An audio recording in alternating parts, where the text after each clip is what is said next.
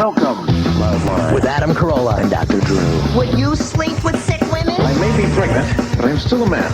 Spank the unruly ones. It's indecent, it's vulgar, it's blasphemous. Gonna ride you till you can't stand up. Come on, let's go down. All right, keep your shirt on. Loveline's meant for an adult audience. Loveline may contain sexually oriented content. Listener discretion is advised. Here's Loveline with Dr. Drew and Adam Carolla. All right, let me correct that. Dr. Drew's not here. His flunky is in. Dr. Marcel, the man who consults him on all his augmentation questions. Dr. Marcel is a board-certified plastic surgeon, are you not? That would be me. And you're a regular doctor, too, right? I sure try to be. And, all right, we'll get into plastic surgery in just one moment. Ric Ocasek is our guest tonight, formerly, well, you know Ric Ocasek. Okay. Phone number, 1-800-LOVE-191, fax number 310-854-4455, and let's start the show. First, just want to start off by saying we had, who do we have in here last night? Oh, Motley Crue was in here last night, so it's quite a transition from the... from the calming aura of Ric Ocasek to the sort of out-of-control id of Motley Crue, but they're nice guys, and especially Tommy Lee's a nice guy, and we've had him on the show before, and I noticed, all right, you can put the board down. I noticed that Tommy was driving a beautiful Ferrari Testarossa last night, and I enjoy cars, so I said, whose Testarossa is that? And Tommy said, it's mine, during the commercial, and then he let me drive it last night after the show. But this isn't the this is fun for me. It's not necessarily a fun radio story, but here's what's kind of funny is I said to him, hey, I got in, I was looking, and I love cars, and this is a $100,000 Ferrari, and I said, man, what year is this? And he goes, I don't know. I thought to myself, boy, you know you're doing good when you got a Ferrari and you don't even know the frickin' year. That's right. I mean, you know you're making some money when is good. You have a $100,000 Italian supercar, and you're not sure what year it is. That's beautiful. Okay. All right. Can we get that laugh track queued up, Engineer Mike? All right, Rick is here because Rick is talking about, what the hell's the name of the CD? Troubleizing. This, I hear, is the fifth solo CD since the Cars. So we'll start with the Cars and we'll move forward. First off, I'd like to say was a huge Cars fan. Nice. First concert I ever saw, I believe, at the age of 16, was a Cars somewhere in like Long Beach Civic Arena. And when like Just What I Needed came out, and was that like 79? Yeah, 79. This, to me, was revolutionary, because it was like pretty much Skinnerd and REO Speedwagon up until that for me. Right. So I thought, hey, this is cool. This is new. And did you do stuff before the Cars? Did you have another band? Did you do solo stuff? Yeah, I had lots of bands, actually. I must have had about a half a dozen bands before the Cars. But actually, the Cars was a permutation of, like, a lot of the people in the Cars were in some of those other bands. I see. But, yeah, I had plenty of bands before that, plenty of jobs. And why is it, in your estimation, that the other bands didn't take off and the Cars went through the roof? I think it was partly because of the kind of musicians I had in the bands. You know, like some guys would be like into jazz and some guys would be into the Grateful Dead, and you know, just finding actually the right people that played, you know, for the song's sake probably made that band pretty good. I think just being more focused on songs, period. And when did the Cars break up? What year officially? I'd say around 86, 7. And did you do solo stuff in between there while you're with the Cars? Yeah, I had a couple. Had a couple of solo albums. That's a more funny word because it kind of means you're playing by yourself. But you know, I had 2 albums during that tenature, and then I've had 3 since. And Billy Corrigan produced this latest one? He produced half of it, yeah. And you produced the other half? Yeah. Can we hear the difference between the half you did and the half he did? I don't think so. Was he a fan? I think he probably was. I was a fan of his. I think he might have been a fan of the Cars as well. He's probably about the right age. I mean, he probably grew up. I'm sure he did, because I know he covered one Cars song on one of his records. He did You're All I Got Tonight. Oh, he did? Yeah. Oh, I didn't know that. And that kind of, spurred me to like want him as a producer. Is that had you not known him? Did he have to ask for permission or anything to do that, or did you just talk to the record label? People don't usually need permission. They can usually just cover a song if they want to. You get money though? They just need to pay the royalty. Yeah. And did you write all the Car songs? Yeah, I wrote all the Car songs. Now you're kind of a like I had. Have you ever met Rick before, No. Dr. Marcel? I had this vibe off him that he was more aloof or enigmatic or something like that. He's a very warm, genuine guy. He's a regular family man. Yeah, I know. I was married to still married to a supermodel, right? Yeah, I'm still married to her. Paulina. I can't pronounce her last name, but Poroskova.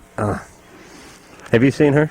Yeah. She don't need any work from you. No. Bad for the economy. Bad for yours. All right. Let me just talk briefly about some of the other bands you've been producing before we get into the questions. Iggy Pop we've had on the show. It's pretty cool. As a matter of fact, you guys kind of sound alike. Maybe so. Yeah, I produced one of his records, but maybe that talking thing. Yeah, I certainly always respected him.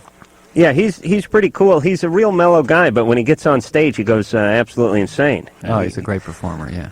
Yeah, I know. He knocked me over when I was bringing him out on stage in Minneapolis at the Edge Fest. They said, they go, get out there and bring out Iggy Pop. And I said, this is one of these big summer festival concerts, and Iggy was like headlining. And I said, you know what? I've been out on stage now 11 times, and the last time I was out there, somebody threw like a Crown Royal bottle at me. So I don't want to go back out there. Let Iggy go back out there. And they said, go bring out Iggy. And I said, I don't even know where Iggy is.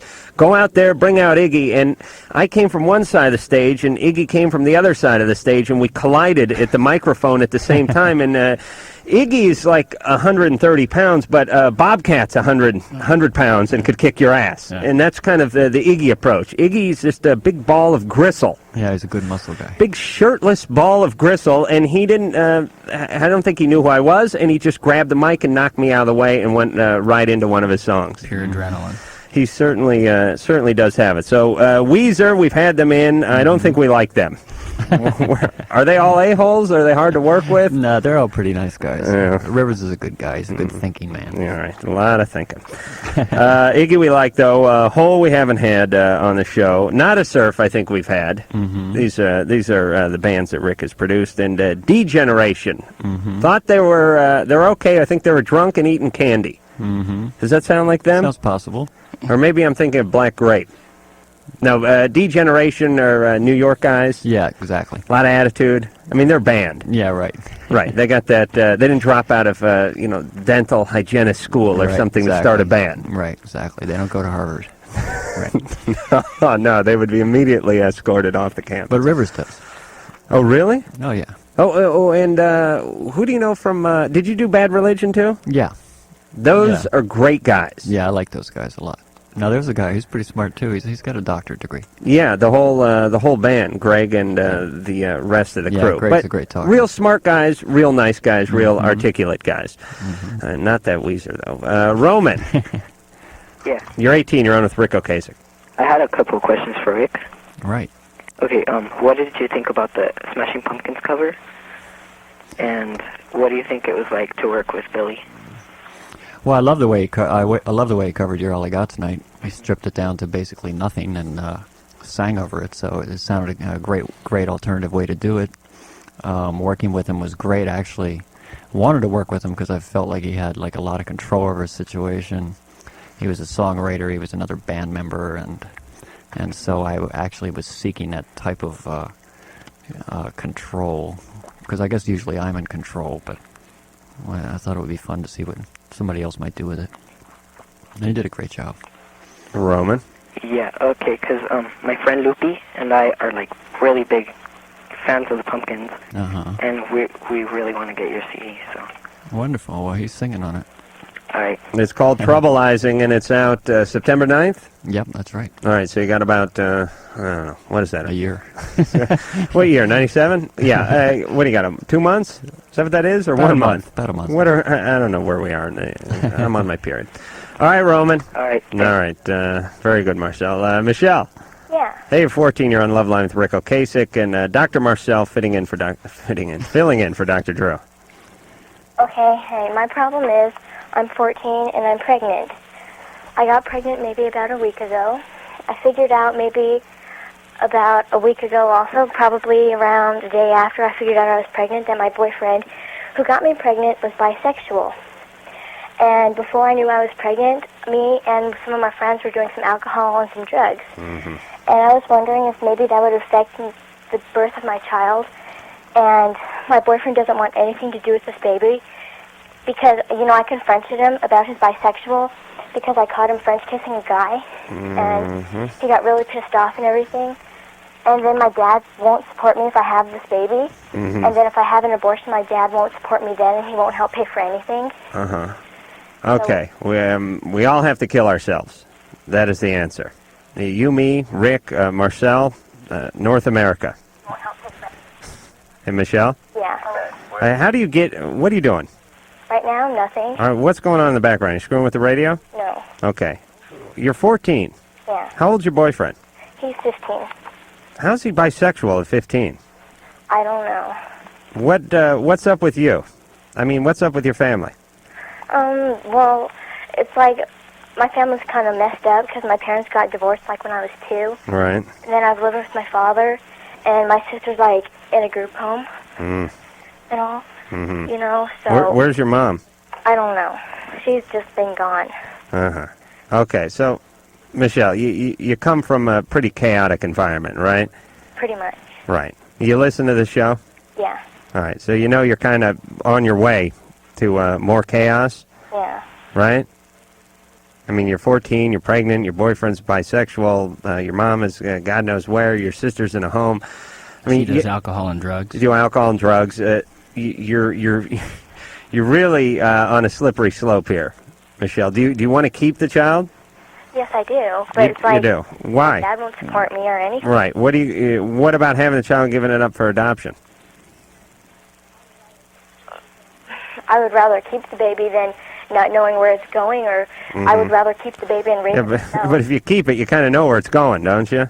Yeah. You know what I'm saying? Yeah. I mean, what about an abortion? I don't want an abortion, but I was thinking maybe since the alcohol and the drugs, maybe it would come out deformed, and I was wondering maybe, maybe the best option would be for an abortion so it wouldn't come out with all these defections or something. Well, we can all jump in here. I'm not a fan of abortion, and I don't think anybody is. I think it should be legal. I think women should have the option. It's nothing pretty, and it's it's not something in a great world you like to do. But sometimes I think you're talking about a lesser of two evils. And I think between the alcohol and the drugs you've ingested, plus the fact that this kid does not really stand a chance in the environment. I mean, you barely stand a chance in this environment, Michelle, much less the child. To me, this is a humane option, but that's mine. Or give the kid up for adoption. But you need to focus on yourself. You need to get yourself out of this environment. You need to stop the booze and the drugs. You need to, stay out of a relationship for a while. I mean, you need to take care of yourself. You don't need a distraction right now. Have you ever gotten any counseling? Yeah, right now we're in family counseling. Oh, you are? Yeah. Well, that's good. Whose idea was that? It's sort of like a process because... The court? Pretty much, yeah. No, okay. I had a feeling that Pop didn't have an epiphany. Mm-hmm. He didn't put down the 40-ouncer one night, turn off Baywatch, and go, you know what? We need to be self-actualized as a unit. All right, so the court has forced you guys into counseling? Well, they it's not really the court. It's more like the social workers and... Oh, okay. Okay, so here's what's going on, though, Michelle. With you being pregnant, you're keeping the chain alive. You know what I mean? Here's what I'd like to do on this show, and I know Drew would as well. I didn't hang up on her; she can hear me. I just put her on hold. We're sort of interested in breaking the chain. A lot of the people we talk to, 15, 16, 18 years old, come from divorced families, substance abuse, oftentimes physical abuse, emotional abuse, and I don't think we're ever going to make that right. But what I would love to be able to put a dent in is them not abusing somebody. Them not, yes, you were sexually abused, but you don't have to go out and rape a woman now on your 18th birthday. Or your mom was pregnant at 15 with you and died of cirrhosis of the liver.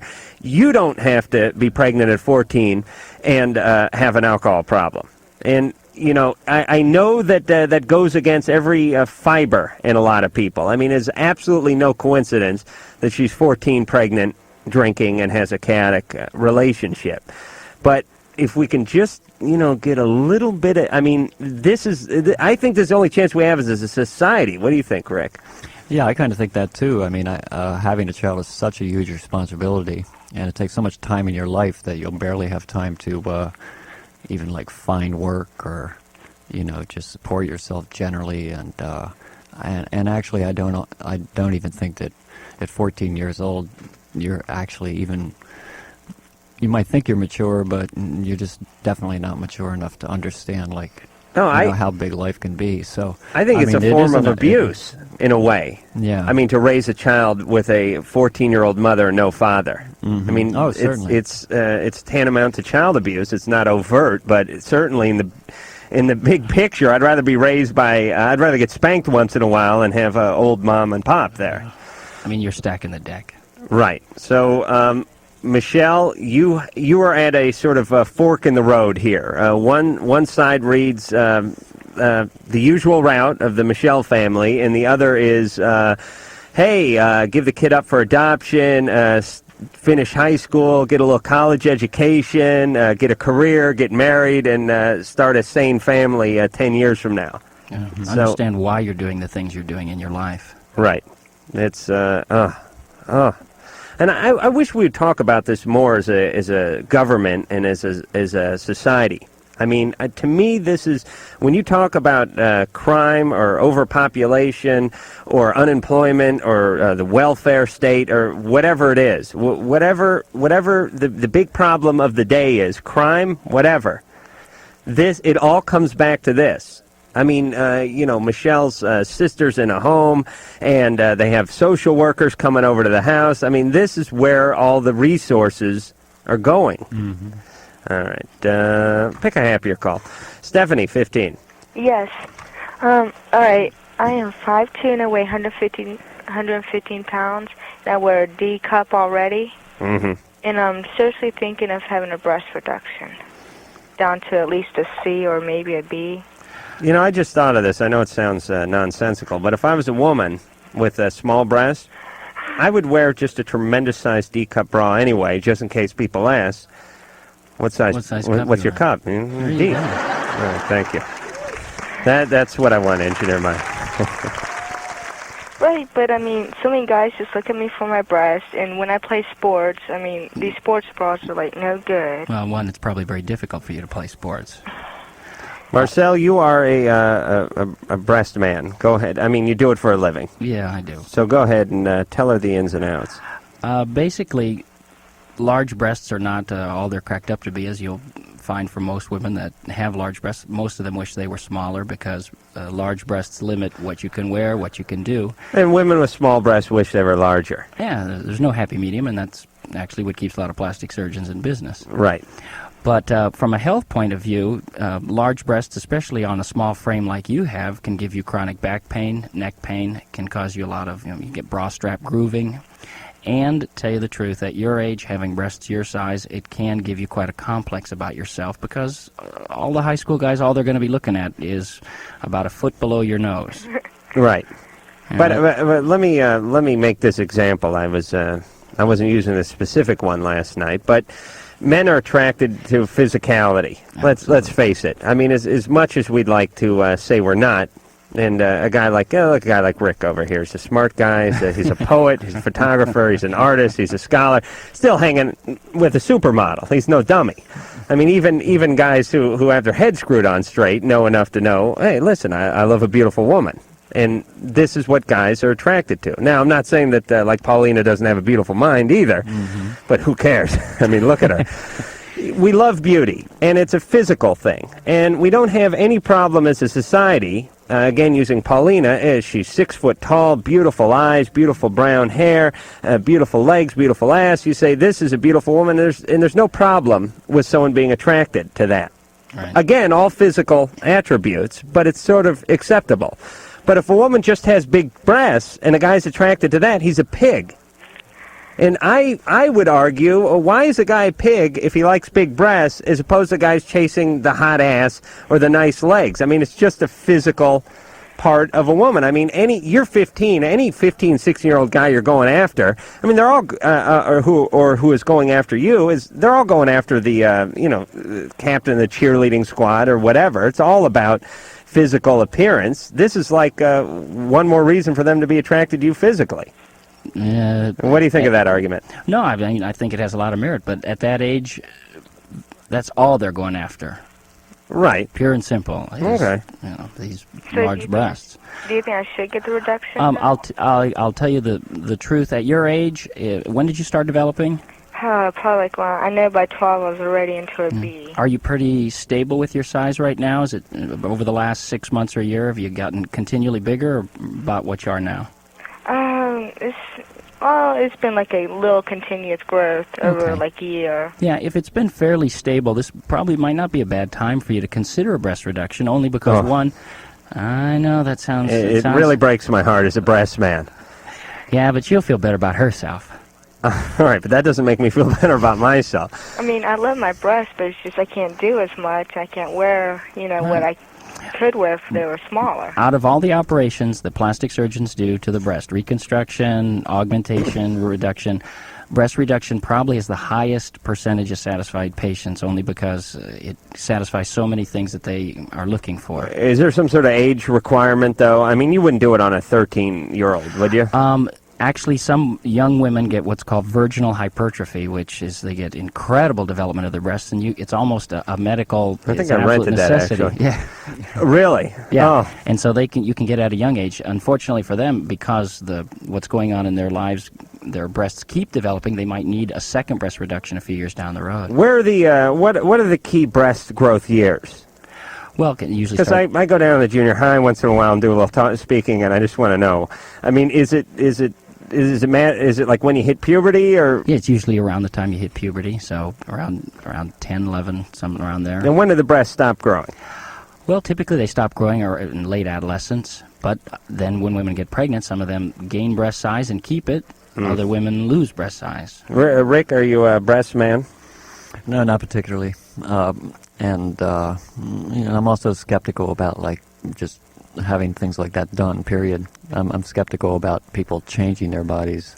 Well, I hear that argument a lot. But I imagine if it would be a health risk, I could see it. But on the other hand, I just think people should just sort of maintain what they have. Well, I'll tell you what. We're running late for a break. This will be interesting because we got a rock star over here, and we have a plastic surgeon over here, and we can debate this. I'll sort of mediate when we come back with more Ric Ocasek on Loveline.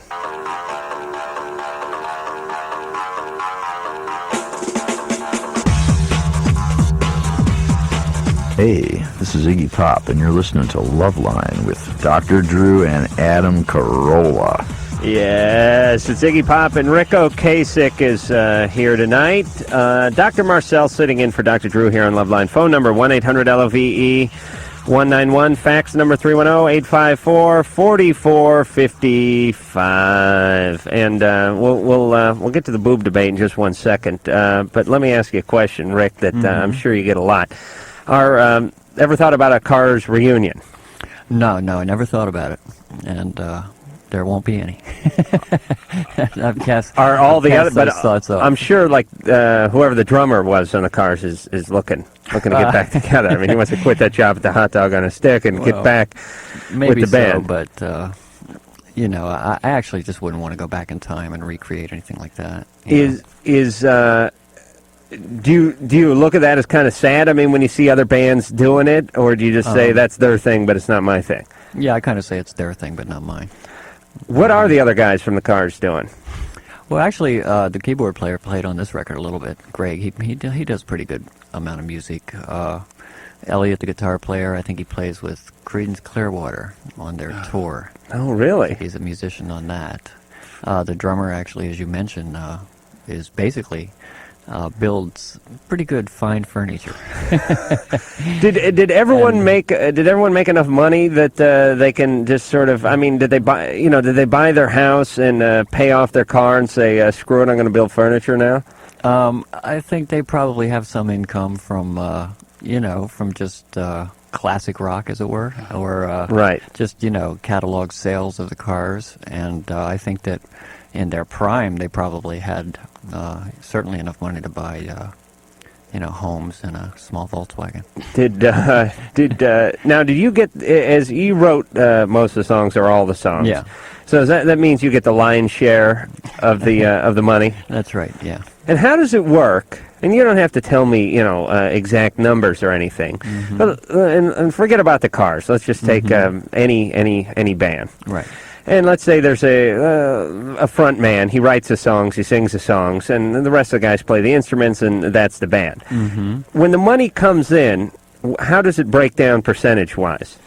Well, usually, bands deal with it differently, but I think that the regular way it's dealt with is usually share royalties on like record sales between the band in an equal amount, 1/5 if it's a 5-piece band. Mm-hmm. You would share probably all performances, like live touring. Right. Probably 5 ways, everything. But as far as writing the songs go, it's a separate thing. That's like a publishing situation. Mm-hmm. And I think that if you write the song, you should have the publishing. Right. Sure. Not that I don't think you need to be a democratic about that. Right. Because you're certainly spending the time doing the writing. You certainly have to have had to develop the talent to be able to do it. But what about a case where like you come up with a song idea mm-hmm. and it's it's 75% there, or maybe it's 100% there in your mind, mm-hmm. but then you get together with the rest of the band and you get into the studio and you start working things out, and it kind of turns into a little bit of a different song. Well, in that situation, I would imagine that if that the person who wrote most of the song would probably think it was a good idea to share some of it. Did that ever happen with your stuff, or did you just write it and go, here's the sheet music, boys, a 1, a 2, and a 3? Yeah, I think in my situation, I basically just wrote it the way it would have, that's the way it was. Okay, so you didn't, because I saw that Doors movie, and Ray Manzarek came in with that one little organ riff, and then Val Kilmer had his own little lyrical thing, and it turned into a sort of a free-form jam, and that's the only thing I have to reference, actually. Yeah, well, if... I did co-write a couple of songs on some of the Cars records with actually Greg, the keyboard player, who would come over to my house and lay like music down on an 8-track, and then I would write the song on something that he had already put there, and then I would share the song with him, as I should. So you wouldn't, you don't have to work, not as right? far as an arrangement. Do I have to work? No. No. I mean, and I'm not trying to corner you here. No, I know right. The IRS may be listening, but what I'm saying is from the work you did with the Cars and the publishing rights and that sort of thing, once you broke up in the late 80s, that's it, or 86, I believe it was. That's it, right? I mean, right. you wouldn't have to. You'd just be getting checks, right? Right. And you make a ton of money just getting those checks, right? I do. I got to form a band. I do pretty good. Oh, for Christ's sake! Where'd you meet Paulina? That's a modeling Actually, thing? I met her on the video Drive, which was on one of the songs on the Heartbeat City record. Oh, she was actually in that video. Wait a minute. And actually, I have to say this, too. The Cars, one of the first bands to come out with some really cool produced videos. I mean, especially when you're looking at the stuff that was going on back then. It's like, hey, you flock of seagull guys, puff up your hair and we're going to put you on a big turntable. And you move around and just play your instruments. There, that's cool. All right, we're finished. What is there? Another record, another cut on the album we need to do today? But you guys did stuff. Was she the? Wait a minute. Who was All I Want Is You? Who was that one? That's You Might Think. Oh, all right. And that was actually at the end part of the lyric. No, that's cool. That's the one Charlex did, where my head is on a fly. Yeah. Right. Everyone hey, you're the guy with that. the fly head, right? Yeah. Who's that model?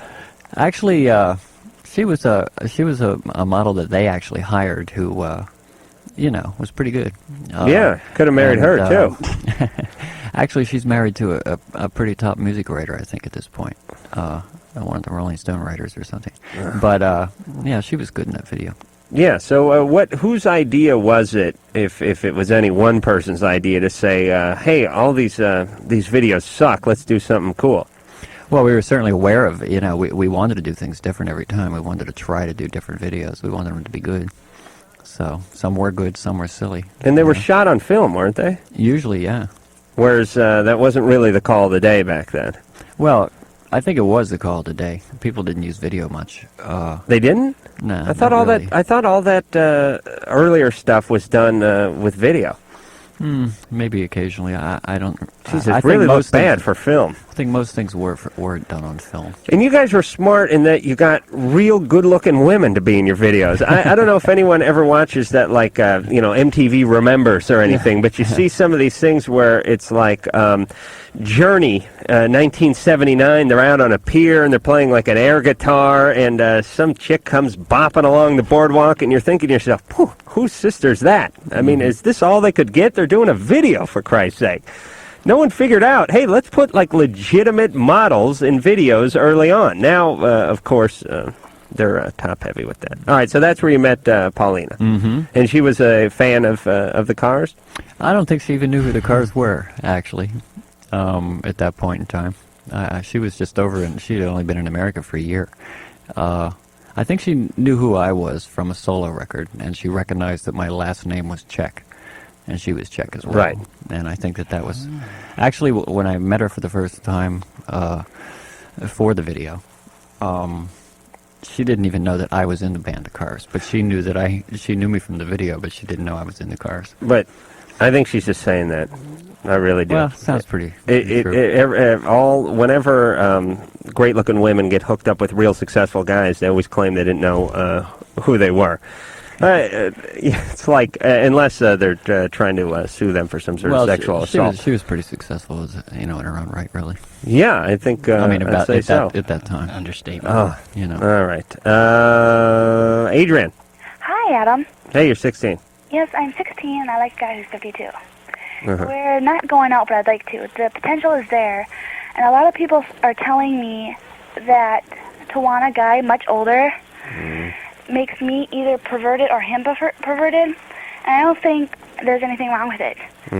What do you think? Who is this guy? Hal Linden? No, it's Mickey Dolenz of the Monkees. It is? Yes.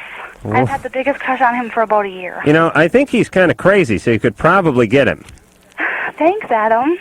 Seriously, is this the guy you're talking about? Oh, yes. Oh, yes. I'm going to go see him on the 9th of August. I'm just totally crazy about him. And where did you find him? I mean, did you get turned on to the Monkees by seeing like the reruns of the TV show? I watch him every night. I taped every episode, and I read Mickey's book 5 times already. Have you seen Mickey lately? Oh gosh, I saw him last summer for my 16th birthday. And you're still into him? Oh yes. Okay. I've been into him for 13 years. Wasn't there a movie called The Crush? Yes, but it had I don't think it had to do with an older. It wasn't all right, a little older, but it wasn't Mickey Dolenz old. All right, well, Adrian. Yes. What are you going to do? You're not going to do anything, are you? Oh no! I just want to meet him. Okay. All right, so fine, that's good. I'm going to meet Mother Teresa. It doesn't mean I want to start a relationship with her. Oh no, I just want to date him for as a friend. Oh, you want to date him as a friend? Well, get to know him, get crazy with him. You know what I mean? All right. All right, Adrian, let's cut to the chase. Okay. Why aren't you going out with guys your own age? 'Cause none of them are cute as Mickey. All right. Give us the real answer. Are they not interested in you? Yeah, kind of. Okay. All right. So this is you're sort of escaping into a fantasy world. Yes, I am. All right. I understand that. What's up with you? Why don't you think they're attracted to you? You're fat. Please, Drew. Sorry. Me? I don't know, 'cause I'm wild, crazy. I'm not cute. You're not? No. No. And so, so here's what's going on. You don't think you're attractive. No. You don't think guys around your age in high school find you attractive. Well, no. So instead of sort of, taking your lumps, you're just escaping into this fantasy world where you're... what about Peter? Or He's cute. He's cute. He's okay. cute in his own ways. All right, the point is you're sort of escaping into this fantasy world where you don't really have to concentrate on the reality of your situation. Mm-mm. Right. So you understand that? Yes. Okay, but you're just sort of buying yourself a little time. You're not really doing yourself any good. No. Right? Right. It was like my obsession with Adrienne Barbeau through junior high. Eventually, reality came back and kicked me in the ass. You're not a... I thought you were wild about Beth Ringwald. Oh, yeah, I'm into her, too. They should just call me. It's Molly Ringwald's sister. They lived down the street from me when I grew up, and I was a huge fan of hers. Oh, yes. I saw it on the TV show. Yeah, she wasn't a big fan of mine. But let me tell you, the worm has turned now. Okay. Oh, yes. All right, listen, Adrian. Yes. What's wrong with these calls tonight? Huh? I blame Marcel. Adrian? Yes? Go ahead and have fun with this, but, try to date some guys your own age. I did that once, but it didn't work out. All right, it's not going to work out again and then 5 times after that, but eventually it's going to work out. But okay, can I ask another question? No, that's it. Date people your own age. Okay. If you're not attractive, then find someone else who's not attractive and done that. raise an unattractive family. I've already done that, Harold. All right, well, do it again, please. What the hell am I? I can only handle so much neuroses in 4 minutes. I mean, how do you deal with all the people are... What is it tonight? Why is everyone so screwed up? Issues of self-esteem. How's that? I was trying to think like Drew there. Yeah, don't think like Drew to screw everyone up. All right. It sucks the energy right out of the room. All right, here's what I'd like you to do, Marcel. I'd like you to pick a fun call. All right, whoever you have lined up next, just go ahead and sell that one right into the microphone. You can use whoever you had lined up there. All right, who is that? Cherie? Sell it, Marcel. Read the thing, sell it into the mic. Well, we've got Cherie on line 1, whose boyfriend doesn't make her climax during oral sex. And do we have any suggestions? We certainly will when we're back with more Loveline with Ric Ocasek.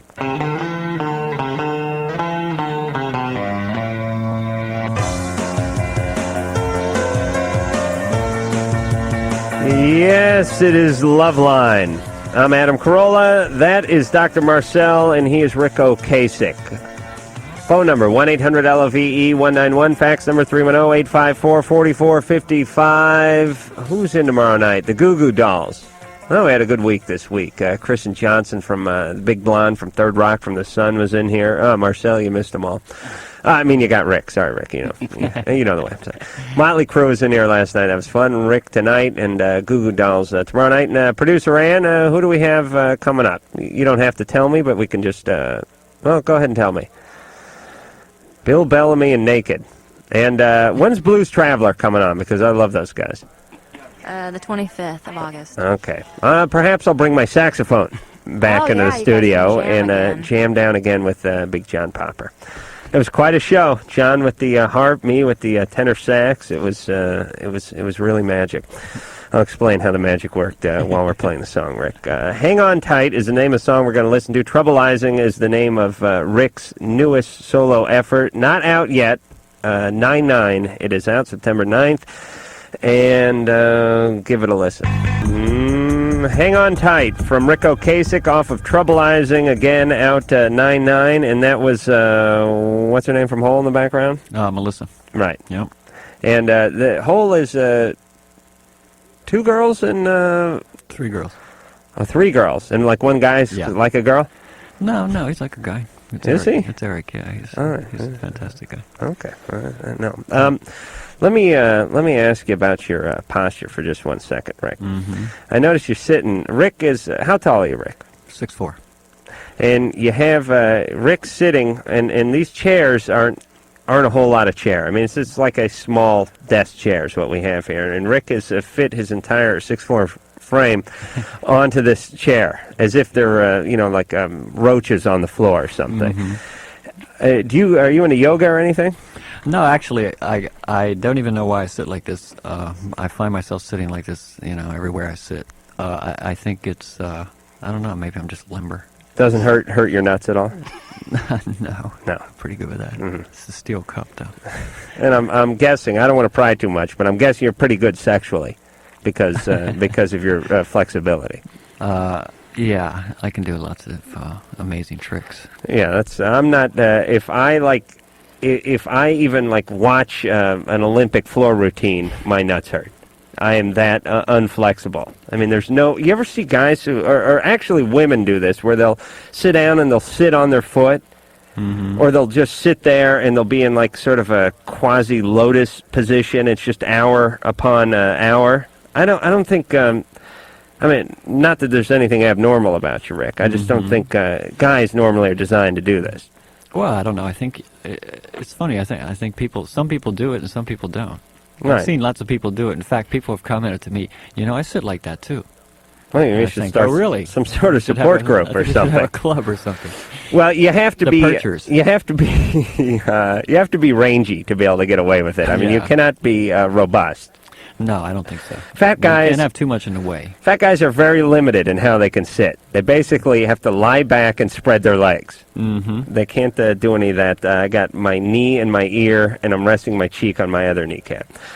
All right, Marcel? Yeah. Okay, just want to make sure you're with us. Oh, we got to go to break already. When we come back, we'll have more Ric Ocasek and his niece.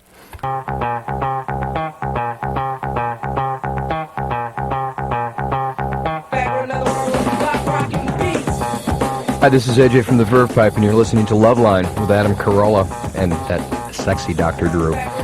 Yes, the Verve Pipe. Very nice band. You ever met the Verve Pipe guys? No, I haven't met them. Very, every single one of those guys, incredibly nice. Right up there with Bad Religion. All right, but not up there with Weezer. All right, we have to go to a quick 10-second break. We'll be back with Dr. Marcel and Ric Ocasek on Loveline in 10.